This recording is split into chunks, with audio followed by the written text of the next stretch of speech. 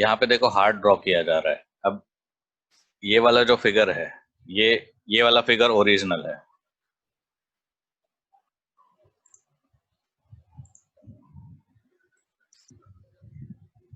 ये वाला जो फिगर है ओरिजिनल है, पर इसका मैग्नीफाइड मेरे को अगर ड्रॉ करना है तो मैं क्या करूंगा, एक ट्रेसिंग मैकेनिज्म होता है, मैं सिर्फ इसके ऊपर ट्रेस करूंगा, ये पेन ट्रेस करूंगा, उसकी वजह से, इस मैकेनिज्म की वजह से यही फिगर एनलार्ज ड्रॉ करके मिलेगा। ठीक है, तो ये पेंटोग्राफ है, मतलब कोई मोशन को मैग्नीफाई मुझे करना है तो पेंटोग्राफ में यूज कर सकता हूँ। ठीक है, उसी चीज को थोड़ा सा मॉडिफाई करके ट्रेन के ऊपर लगाया जाता है, इसको भी पेंटोग्राफ बोलते हैं।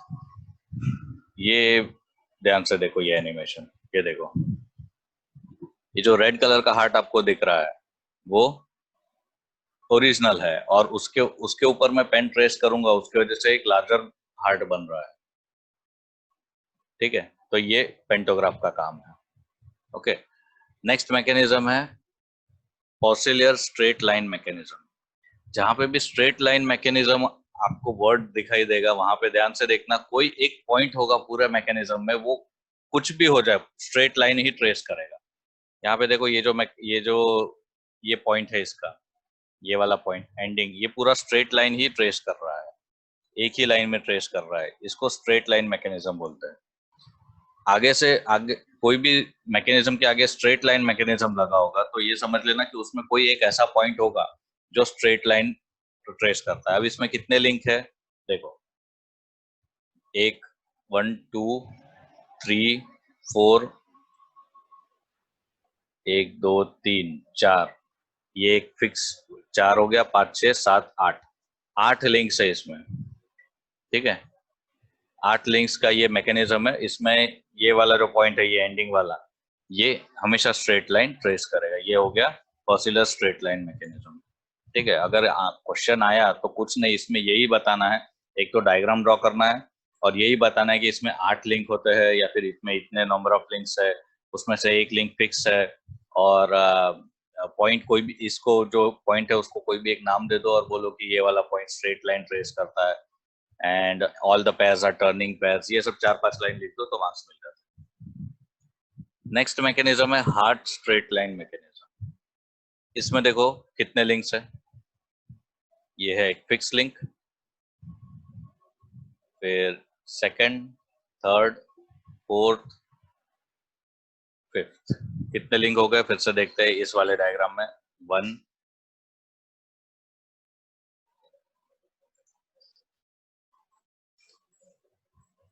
1 हो गया, 2 3 4 5 एंड 6, 6 लिंक्स है यहाँ पे। ठीक है, यहाँ पे 6 लिंक कौन सा है, ये वाला।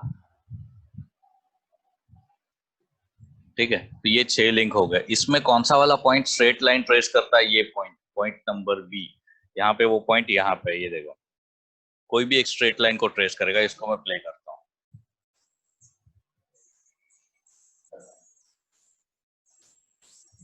है ना, स्ट्रेट लाइन, ये इस पॉइंट को ध्यान से देखो, ये ब्लैक कलर की जो लाइन है वो स्ट्रेट लाइन को ट्रेस कर रहा है, बाकी पूरा मैकेनिज्म को कुछ भी हो जाए। ठीक है,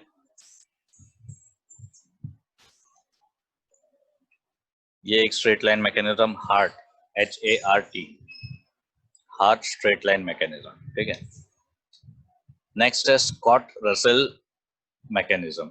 स्कॉट रसेल मैकेनिज्म में ये जो पॉइंट E है, ये स्ट्रेट लाइन ट्रेस करता है। यहाँ पे इसमें कितने लिंक है देखो, 1 2 3। ठीक है, इसमें, और ये 4, इसमें 1 और 4 ये स्लाइडिंग पैर है, बाकी सब टर्निंग पैर है। ठीक है, इसको भी प्ले करके देखते हैं कैसे ट्रेस करता है ये देखो, point E straight line trace कर रहा है। अगर मुझे कोई मैकेनिज्म यूज करना है जिसमें कोई चीज सिर्फ स्ट्रेट मूव करे तो हम ये सब मैकेनिज्म यूज कर सकते हैं। Then Watt straight line mechanism, ये एक इन्वर्जन भी था 4 बार चेन का। वॉट स्ट्रेट लाइन मैकेनिज्म, इसमें देखो लिंक 1, लिंक 2, लिंक 3, एंड ये जो है ये फिक्स लिंक है, ये भी फिक्स लिंक है, ये लिंक नंबर 4, इसमें भी 4 लिंक है।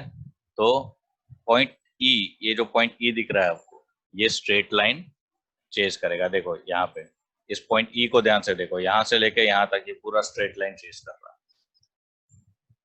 ठीक है, बाकी लिंक्स कैसे भी ऑसिलेट हो, कैसे भी रोटेट हो, पर ये पॉइंट स्ट्रेट लाइन ही ट्रेस करेगा।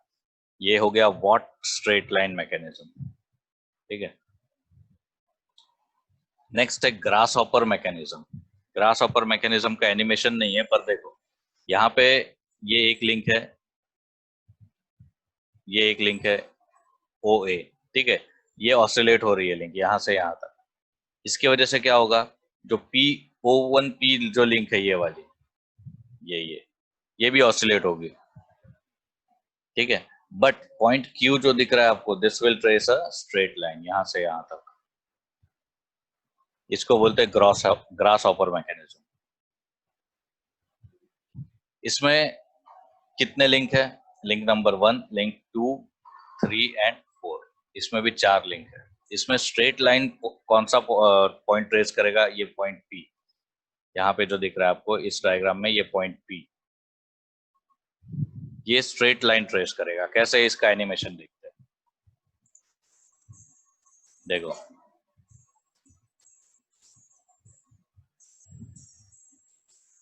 Approximate straight line mechanism.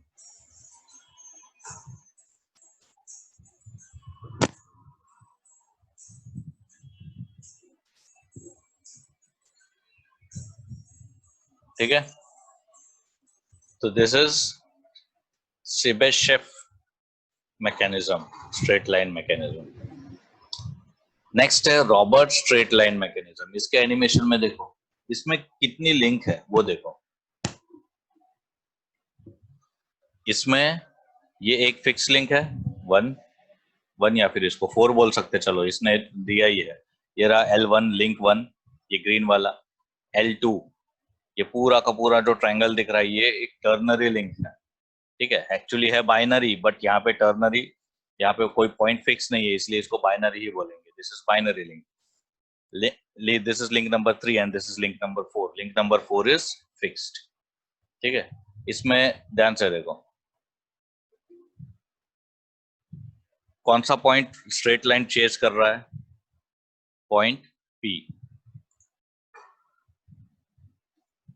Point P straight line chase कर रहा है। ठीक है, वो पूरा कंप्लीटली स्ट्रेट लाइन नहीं चेज कर रहा है, सिर्फ इस पॉइंट से लेके इस पॉइंट तक ही। अप्रोक्सीमेट स्ट्रेट लाइन मैकेनिज्म बोल सकते हैं इसको। इस मैकेनिज्म का नाम है रॉबर्ट स्ट्रेट लाइन मैकेनिज्म। ठीक है, ये सब साइंटिस्ट जिसने ये मैकेनिज्म बनाया उनका नाम है, उनके नाम से ये मैकेनिज्म है। अगर आप लोग कोई नया मैकेनिज्म बनाओगे तो आपके नाम से रहेगा। ठीक है, this is Robert straight line mechanism. This is what's indicator. ये भी एक स्ट्रेट लाइन मैकेनिज्म है। इसमें कितने लिंक्स है, एक ये फिक्स्ड 1 हो गया, 2, 3, 4 और ये 5। ठीक है, 5 लिंक है। लिंक नंबर 4 ये वाली B1C जो लिंक है, इसको एक्सटेंड किया गया है एक स्पेसिफिक पॉइंट तक। ठीक है, तो ये कहाँ पे यूज होता है, ये वॉट्स इंडिकेटर है। छोटे मैकेनिज्म को मैग्नीफाई करके, अगर कोई स्केल यहाँ पे मैंने फिट कर दी, कोई चीज यहाँ पे छोटे स्केल पे मूव हो रही है, जैसे कि अर्थक्वेक इंडिकेटर वगैरह होता है वैसे, और इस यहाँ पे मैंने स्केल फिट कर दी, तो ये जो है यहाँ पे अगर पेन फिट कर दिया तो this will also move up and down. ये स्ट्रेट लाइन ही चेंज करेगा पॉइंट पी से पॉइंट P1 तक। ठीक है, so this is what's indicator और सिंप्लेक्स इंडिकेटर। ठीक है, स्ट्रेट लाइन मैकेनिज्म्स हो गए खत्म। कौन से स्ट्रेट लाइन मैकेनिज्म्स है, एक पेंटोग्राफ हो गया, सॉरी पेंटोग्राफ एक मैकेनिज्म है सिंपल। स्ट्रेट लाइन मैकेनिज्म में आएगा Peaucellier straight line mechanism, Hart straight line mechanism, Scott Russell mechanism, Watt straight line mechanism, grasshopper mechanism, Tchebicheff mechanism, Robert straight line mechanism and Watt's indicator. ठीक है, ये सब straight line mechanism है। अब toggle position देखते हैं। Toggle position एक simple topic है। व्हाट इज टॉगल पोजीशन वो समझो पहले। टॉगल पोजीशन मतलब आप लोगों ने ये पोजीशन बहुत बार देखा भी होगा, ऐसी कोई पोजीशन जिसपे ये सभी लिंक्स लॉक हो जाती है। इसमें 4 लिंक है, देखो ये एक लिंक है, सेकंड, थर्ड एंड फोर्थ। ठीक है, ये 4 लिंक्स है। ये आप लोगों ने देखा है जो मोस्टली टेबल्स आते हैं, जो फोल्डेबल टेबल्स आता है ना, वो वहां पे देखा है आप लोगों ने। स्टैंड और टेबल जो होता है, वो स्टैंड ओपन होने के बाद ऐसा कुछ मैकेनिज्म होता है, यहाँ पे टॉगल हो जाता है। इसको इसको टॉगल मैकेनिज्म बोलते हैं। मतलब इसके आगे ये लिंक घूमेगी ही नहीं। ट्रेन में भी अगर आप लोग गए तो ट्रेन में जो टेबल उठाते हैं हम लोग खाना वगैरह खाने के लिए, तो उसमें भी ये टॉगल मैकेनिज्म आता है।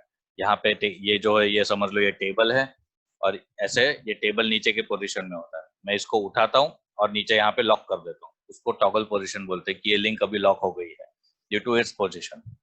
इसमें वापस दिखाता हूँ, लिंक 1, 2, 3 एंड 4, 4 लिंक्स है इसमें। और ये जो लिंक है ये ऐसे फोल्ड हो सकती है, ऐसे मूव या फिर अंदर की तरफ मूव हो सकती है। ठीक है, तो याद आ रहा है ना टेबल, अगर फोल्डेबल टेबल है तो वो कैसे हम लोग उसके स्टैंड ऊपर चढ़ा लेते हैं और बीच में 2 लिंक एक्स्ट्रा होती है, उसको फिर लॉक कर लेते हैं, उसको बोलते हैं, वैसे मैकेनिज्म को बोलते हैं टॉगल पोजीशन या फिर टॉगल मैकेनिज्म। ठीक है,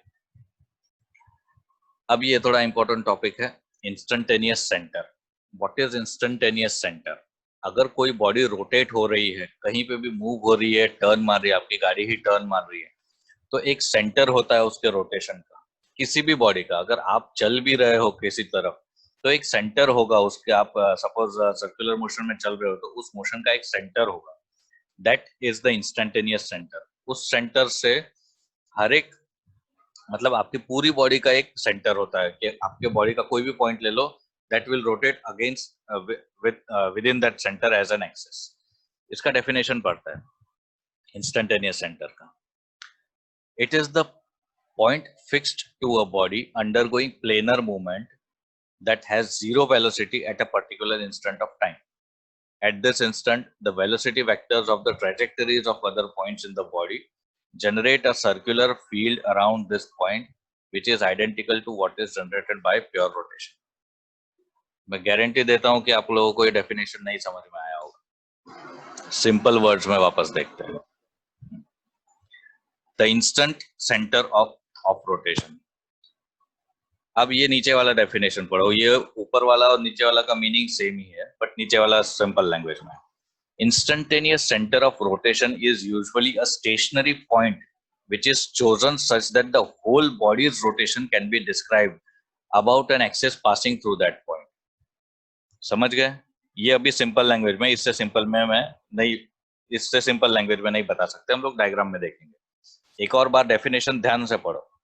Instantaneous center of rotation is usually a stationary point which is chosen such that the whole body's rotation can be described about an axis passing through that point. ठीक है, ये diagram देखो, ये जो IC आपको दिख रहा है that is instantaneous centre.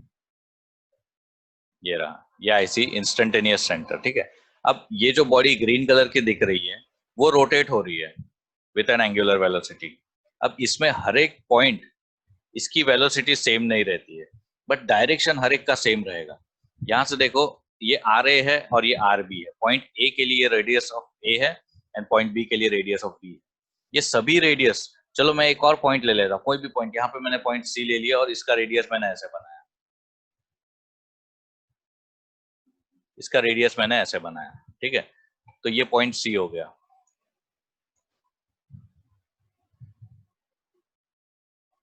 Point सी का मैंने रेडियस ऐसे बनाया। तीनों का रेडियस सेम नहीं है, बट तीनों का सेंटर ऑफ रोटेशन सेम है।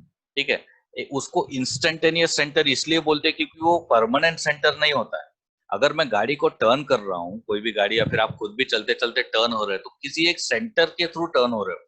कोई आपके रोटेशन का जो आर्क बन रहा है उसका कोई ना कोई सेंटर तो होता है, वो सेंटर परमानेंट नहीं रहता।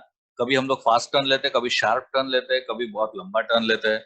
तो जैसे चल रहे होते हैं रोड पे भी हम लोग चल रहे होते हैं, तो कभी भी सेंटर नहीं होता, वो इंस्टेंटेनियस उसी इंस्टेंट के लिए वो सेंटर होता है, इसलिए उसका नाम बोलते हैं इंस्टेंटेनियस सेंटर। ठीक है, तो ऐसा इमेजिन किया जाता है कि कोई बॉडी अगर टर्न हो रही हो या चल रही हो, तो उसका एक इंस्टेंटेनियस सेंटर होता ही है। ये एक डायग्राम देख लो, इस बॉडी में कोई भी पॉइंट ले लो, उसका वो टर्न हो रहा है इसी आईसी, इस इंस्टेंटेनियस सेंटर के थ्रू ही। दूसरा एक पॉइंट ले लो, इसका इंस्टेंटेनियस सेंटर, ये अभी देखो रोटेट कैसे हो रही है, ये सेकंड बॉडी, यहाँ पे एंगुलर वेलोसिटी है का डायरेक्शन है, ये इंस्टेंटेनियस सेंटर है। यहाँ पे एक पॉइंट मैंने ले लिया, पॉइंट ए, ये पॉइंट ए है और ये पॉइंट बी है। अब ये दोनों पॉइंट देखो एक सेंटर के थ्रू ही रोटेट हो रहा है। अगर मैंने पॉइंट सी यहाँ पे भी ले लिया, ये दिस इज पॉइंट सी, तो ये भी इसी सेंटर के थ्रू रोटेट होगा। हो सकता है इसका डायरेक्शन ऑफ रोटेशन आगे जाके ऐसे चेंज हो जाए, तो ये इंस्टेंटेनियस सेंटर कहीं दूर चला जाएगा ये, but at that particular instant this will rotate at this centre. इसलिए ये सेंटर परमानेंट नहीं रहता, इसलिए इसको बोलते हैं इंस्टेंटेनियस सेंटर। ये इंस्टेंट रहता है, खत्म हो जाता है, हमेशा चेंज होता रहता है ये, ठीक है। तो इसका रेडियस देखो, भले रेडियस चेंज, अभी रेडियस इसका बढ़ गया, ये पॉइंट आर ए रेडियस छोटा है और आर बी रेडियस बड़ा है, तो इसके हिसाब से जो नियरेस्ट पॉइंट है उसकी वेलोसिटी कम रहती है और जो वहां सबसे एक्सट्रीम पॉइंट है उसकी वेलोसिटी ज्यादा रहती है, because v is equal to velocity. Instantaneous center of rotation is usually a stationary point which is chosen such that the whole body's rotation can be described about an axis passing through that point. अभी समझ में आया ये definition? ठीक है। अब car का movement देखो, कार भी हम लोग चला रहे होते हैं, आड़ी टेढ़ी चला रहे होते हैं, कभी लेफ्ट टर्न मारते, कभी राइट टर्न मारते, कभी रोड ही कर्व होती है, तो जब भी हम टर्न मारते हैं उसका इंस्टेंटेनियस सेंटर कुछ ना कुछ होता है। ये पी पॉइंट पी जो आपको दिख रहा है ये कार का इंस्टेंटेनियस सेंटर है। सपोज ये कार लेफ्ट टर्न मार रही है, ठीक है, इसकी वेलोसिटी आप लोग देखो, अब अंदर का जो व्हील है उसका रेडियस कम होगा इस सेंटर से, और बाहर का जो व्हील है उसका रेडियस ज्यादा होगा इस सेंटर से, तो नेचुरली इसकी अंदर वाले व्हील की वेलोसिटी कम होगी, और वी आई बोल देता हूँ इसको, और बाहर वाले व्हील की वेलोसिटी ज्यादा होगी। ये वेलोसिटी मेंटेन करने के लिए डिफरेंशियल यूज किया जाता है, दोनों अंदर बाहर के व्हील की वेलोसिटी कम और ज्यादा होती है रिस्पेक्टिवली, ठीक है। तो ये होता है इंस्टेंटेनियस सेंटर का काम। दूसरी बात, अगर इंस्टेंटेनियस सेंटर नहीं होता, हर एक व्हील, मतलब कार में टर्न मारने का ये एक बहुत बड़ा प्रिंसिपल है कि हर एक व्हील का सेंटर, 4 व्हील होते हैं कार में, यहाँ पे एक होता है, यहाँ पे होता है, यहाँ पे होता है और यहाँ पे होता है। अगर ये चारों व्हील का सेंटर एक नहीं रहा तो क्या होगा, ये व्हील, ये गाड़ी स्किड होगी, इसके टायर जल्दी घिसेंगे। आप लोगों ने नोटिस किया होगा बड़े बड़े ट्रक्स जो होते हैं जिनके पीछे रेयर व्हील में 4-4 टायर, 4-4 सेट लगे हुए होते हैं, टर्न मारते वक्त वो टायर्स कितने घिसते हैं, बिकॉज उनका इंस्टेंटेनियस सेंटर सेम नहीं होता चारों व्हील्स का, ठीक है। जो नॉर्मल हम लोग कार यूज करते हैं तो कार में टायर स्किड नहीं होते हैं। कार में अगर आपको एक अच्छा टर्न लेना है तो चारों व्हील का सेंटर ऑफ रोटेशन सेम होना चाहिए, तो ही आप टर्न ले सकोगे अच्छे से, और that centre of rotation is known as instantaneous centre, ठीक है। अब स्टीयरिंग देख लीजिए, ये कार का स्टीयरिंग गियर मैकेनिज्म है। इसमें क्या है, अगर कार का यहाँ पे देखो, ये वाला एक इंस्टेंटेनियस सेंटर है, दिस इज दिस वन, ये आई आई जो मैं बता रहा हूँ वो इंस्टेंटेनियस सेंटर है। अगर कोई कार टर्न ले रही है तो ये जो पीछे के जो व्हील है, ये जो पीछे के व्हील है और आगे के दोनों व्हील है, इन चारों व्हील का सेंटर ऑफ रोटेशन सेम होना चाहिए, या बोल सकते हैं इंस्टेंटेनियस सेंटर सेम होना चाहिए, तो ही ये इस थ्रू दिस सेंटर ये कार पूरी मूव होगी ऐसे। नहीं तो फिर आपका कार का स्टीयरिंग बराबर काम नहीं करेगा, आप लोग कंट्रोल नहीं कर सकते। This is the importance of instantaneous centre. समझ में आ गया? This is instantaneous centre. Steering gear mechanism देखते हैं। स्टीयरिंग गियर मैकेनिज्म का एक फंडामेंटल इक्वेशन ऑफ स्टीयरिंग है। अब कोई भी कार है या फिर कोई भी व्हीकल है, ये इक्वेशन अगर सेटिस्फाई नहीं करता है तो that car is not controllable. कैसे है ये स्टीयरिंग गियर मैकेनिज्म? ये डायग्राम को देख लो वापस। यहाँ पे this one is instantaneous centre आई, ठीक है। ये जो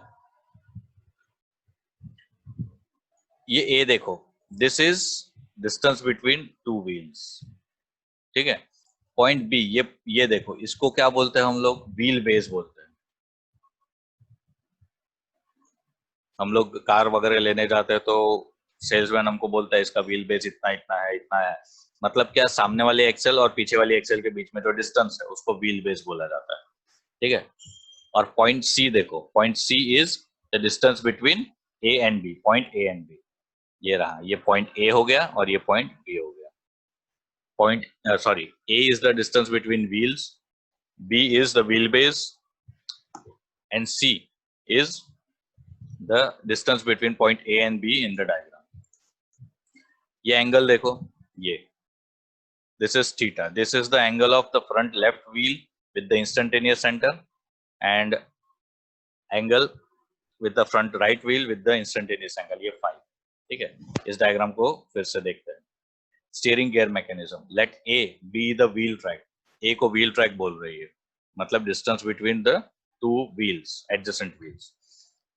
B is the wheel base. ये रहा B, wheel base, distance between the front and rear axle. And C is the distance between point A and B. This is point A and this is point B. This car is taking a left turn. Left turn ले रही है, तो instantaneous centre यहाँ पे बनेगा. अब थोड़ा सा ज्योमेट्री यूज कर लेते हैं इसमें, trigonometry. Now from triangle I B P, ये देखो ये आई बी एंड पी, ये जो ट्रायंगल है ये, ठीक है, ये एंगल हो गया इसमें theta I B P. Cot theta क्या होगा? Cot theta will be BP by IP, BP by IP. Tan theta क्या होगा? आईपी बाय बीपी, उसका उल्टा cot theta, BP by IP. ठीक है. Now from triangle I A P, अब ये वाला ट्रायंगल देखो, ये आई ए पी, ठीक है, तो from triangle I A P, इसमें भी कॉट फाई है, ये एंगल है यहाँ पे कॉट फाई, ये हो गया थीटा. तो कॉट फाई क्या होगा? AP bye IP. एपी यहां से लेके यहां तक एपी बाय आईपी सिमिलरली. ठीक है. अब एपी को हम लोग दो पार्ट में डिवाइड कर सकते हैं, that is A B plus BP. ये एक पार्ट हो गया ए बी प्लस बीपी, ये एक पार्ट हो गया एंड ये एक पार्ट हो गया, दोनों.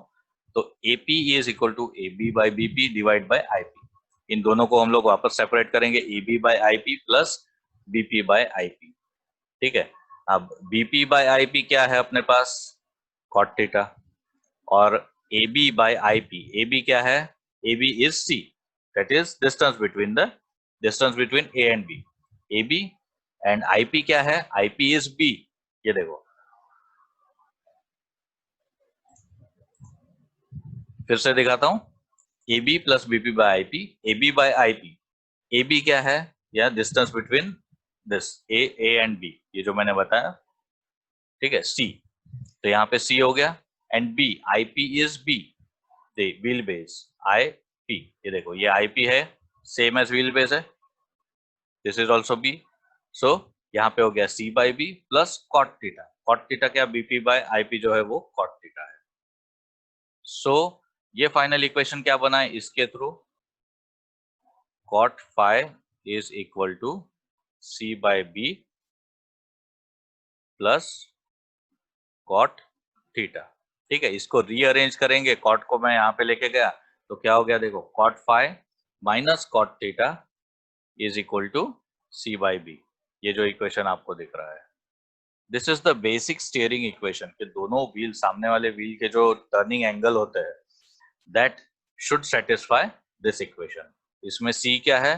Distance between A and B, जो पॉइंट होते हैं, जो जहां पे फिक्स पिवट पॉइंट होते हैं, that is C. And B is the wheel base. So cot phi minus cot theta should be equal to c by b. अगर ये इक्वेशन सेटिस्फाई नहीं हुआ तो स्टीयरिंग आपका कंट्रोल से बाहर हो जाएगा. This is the fundamental equation of steering. If this equation is satisfied, there will be no skidding.